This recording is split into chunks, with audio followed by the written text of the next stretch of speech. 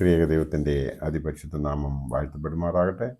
കർത്താവിൽ പ്രിയ വിശ്വാസികളുടെ സമൂഹമേ, കുഞ്ഞുങ്ങളെ, വീണ്ടും വരുമെന്ന് അരുളിച്ചെയ്ത് നമ്മുടെ പാപങ്ങളെ ഏറ്റെടുത്തുകൊണ്ട് ക്രൂശുമരണം സ്വീകരിച്ച് 3-ാം ദിവസം ഉയർത്തെഴുന്നേറ്റ് 40-ാം ദിവസം സ്വർഗ്ഗാരോഹണം ചെയ്ത കർത്താവായ യേശു ക്രിസ്തുവിൻ്റെ നാമത്തിൽ പ്രഭാതവചനത്തിലേക്ക് വളരെ വിനീതമായി സ്വാഗതം ചെയ്യുന്നു.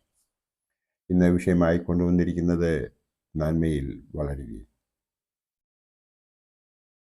പരിശുദ്ധനായ യോഹന്നാൻ ശ്ലീഹ പൊതുവിനെഴുതിയ 3-ാം ലേഖനം 1-ാം അധ്യായം 11-ാം വാക്യത്തിൽ പ്രകാരം പറയുന്നു: പ്രിയനെ, നന്മയല്ലാതെ തിന്മ അനുകരിക്കരുത്. നന്മ ചെയ്യുന്നവൻ ദൈവത്തിൽ നിന്നുള്ളവൻ ആകുന്നു, തിന്മ ചെയ്യുന്നവൻ ദൈവത്തെ കണ്ടിട്ടില്ല എന്നാണ് ഇവിടെ പറയുന്നത്. പരിശുദ്ധനായ പത്രോസ് ശ്ലീഹ പൊതുവിനെഴുതിയ 1-ാം ലേഖനം 4-ാം അധ്യായം 19-ാം വാക്യത്തിൽ പ്രകാരം പറയുന്നു: ദൈവേഷ്ടപ്രകാരം കഷ്ടം സഹിക്കുന്നവർ നന്മ ചെയ്തുകൊണ്ട് തങ്ങളുടെ പ്രാണനെ വിശ്വസ്തനായ സൃഷ്ടാവിങ്കിൽ ഫലമേൽപ്പിക്കട്ടെ എന്ന് പറയുന്നു. പരിശുദ്ധനായ ലൂക്കോസ് ശ്ലീഹായുടെ രക്ഷാസുവിശേഷം 6-ാം അധ്യായം 35-ാം വാക്യത്തിൽ പ്രകാരം പറയുന്നു: നിങ്ങളോ ശത്രുക്കളെ സ്നേഹിപ്പീൻ, അവർക്ക് നന്മ ചെയ്യുവീൻ, ഒന്നും പകരം ഇച്ഛിക്കാതെ കടം കൊടുപ്പീൻ, എന്നാൽ നിങ്ങളുടെ പ്രതിഫലം വളരെയാകും. നിങ്ങൾ അത്യുന്നതൻ്റെ മക്കൾ ആകും. അവൻ നന്ദികെട്ടവരോടും ദുഷ്ടന്മാരോടും ദയാലുവല്ലോ എന്നാണ് ഈ വേദഭാഗങ്ങളിൽ പറയുന്നത്.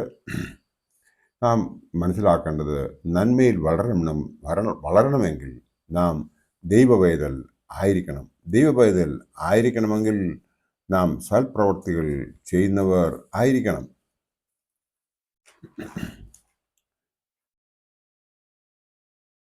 നാം സൽപ്രവർത്തികൾ ചെയ്തുകൊണ്ടിരിക്കണമെങ്കിൽ ആത്മാവിൻ്റെ ഫലം ഉള്ളവർ ആയിരിക്കണം. ആത്മാവിൻ്റെ ഫലം ഉള്ളവർ ആയിരിക്കണമെങ്കിൽ പ്രാർത്ഥനയുള്ളവർ ആയിരിക്കണം. പ്രാർത്ഥനയുള്ളവർ ആയിരിക്കണമെങ്കിൽ എന്താണ് പ്രാർത്ഥനയെന്ന് നാം അറിഞ്ഞിരിക്കണം. പിതാവായ ദൈവം തൻ്റെ മക്കൾക്ക് നൽകുവാനിരിക്കുന്ന നല്ല ദാനങ്ങൾക്ക് വേണ്ടിയുള്ള അപേക്ഷയാണ് പ്രാർത്ഥന. മത്തായി ശ്ലീഹായുടെ രക്ഷാസുവിശേഷം 7-ാം അധ്യായം 7-ാം വാക്യത്തിൽ പ്രകാരം പറയുന്നു.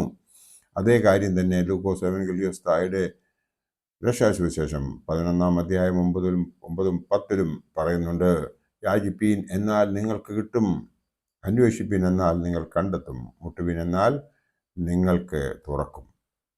നമ്മുടെ ആഗ്രഹങ്ങളെ അവൻ്റെ മുമ്പിൽ പകരുന്നതാണ് പ്രാർത്ഥന. 32-ാം സങ്കീർത്തനം 8-ാം വാക്യം. ദൈവവുമായുള്ള കൂടിക്കാഴ്ചയാണ് പ്രാർത്ഥന. പുറപ്പാട് പുസ്തകം 5-ാം അധ്യായം 22-ാം വാക്യം. പ്രാർത്ഥിക്കുന്ന ഏവനും നന്മയിൽ വളരാൻ സാധിക്കും, ദൈവകൃപ അവർക്ക് ലഭിക്കും. ഒരു പൈതൽ നന്മയിൽ വളരണമെങ്കിൽ മാതാപിതാക്കളുടെ ഇടപെടലുകൾ വളരെ പ്രധാനമാണ്. സദൃശവാക്യം 22-ാം അധ്യായം 6-ാം വാക്യം നോക്കുക: ബാലൻ നടക്കേണ്ടുന്ന വഴിയിൽ അവനെ അഭ്യസിപ്പിക്കുക, അവൻ വൃദ്ധനായാലും അത് വിട്ടുമാറുകയില്ല. നന്മയിൽ വളരണം എങ്കിൽ ബാലൻ അറിഞ്ഞിരിക്കേണ്ടത് സദൃശവാക്യം 1-7: യഹോവ ഭക്തി ജ്ഞാനത്തിൻ്റെ ആരംഭമാകുന്നു, ഭോഷന്മാരോ ജ്ഞാനവും പ്രബോധനവും നിരസിക്കുന്നു എന്ന് ഈ വേദഭാഗം നമ്മെ ഉദ്ബോധിപ്പിക്കുന്നു. ദൈവപൈതലായി വളർന്നു വരുന്ന പൈതൽ നന്മയിൽ വിളങ്ങും എന്നുള്ളതിന് യാതൊരു സംശയവുമില്ല.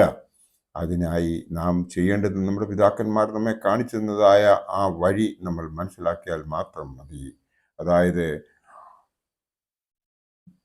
ആ പൈതൽ പരിമല തിരുമേനിയെപ്പോലെ, പാമ്പാടി തിരുമേനിയെപ്പോലെ പിതാക്കന്മാർ കാണിച്ചു തന്നതായ പാതയിലൂടെ സഞ്ചരിച്ച് പരിശുദ്ധിയിൽ ജീവിച്ച് പുണ്യമുള്ളവരായി ദൈവസന്നിധിയിലേക്ക് ചേർക്കപ്പെടും എന്നുള്ളതിന് യാതൊരു സംശയവുമില്ല. നന്മയിൽ വളരാനായിട്ട് ദൈവം നമ്മെ അനുഗ്രഹിക്കണമെന്നുണ്ടെങ്കിൽ നമ്മൾ 3 നേരവും പ്രാർത്ഥിക്കുന്നവരായിരിക്കണം. മാതാപിതാക്കളെ കാണപ്പെട്ട ദൈവമായി കണ്ട് അവരെ അനുസരിക്കുന്നവരായിരിക്കണം. നമ്മുടെ ആത്മീയ പിതാക്കന്മാരെ നമ്മൾ ബഹുമാനിക്കുന്നവരായിരിക്കണം. അതുപോലെ തന്നെ നമ്മുടെ അധ്യാപകരെ, അതായത് ഗുരുക്കന്മാരെ നാം ബഹുമാനിക്കുക മാത്രമല്ല, അവർ കാണിച്ചു തരുന്നതായ പാതയിലൂടെ നാം ജീവിക്കുകയും കൂടി വേണം. ദൈവത്തെ ആരാധിക്കുന്നവരായിരിക്കണം. എങ്കിൽ മാത്രമേ ദൈവം അവരെ നന്മയിൽ വളരുന്നതിന് അനുഗ്രഹിക്കുകയുള്ളൂ എന്ന് മാത്രമേ അവസരത്തിൽ ഓർപ്പിച്ചുകൊണ്ട് ദൈവം നമ്മളെ അനുഗ്രഹിക്കട്ടെ എന്ന് പ്രാർത്ഥിച്ചുകൊണ്ട് എൻ്റെ വാക്കുകൾ ഇവിടെ സമാഹരിക്കട്ടെ. നന്ദി, നമസ്കാരം.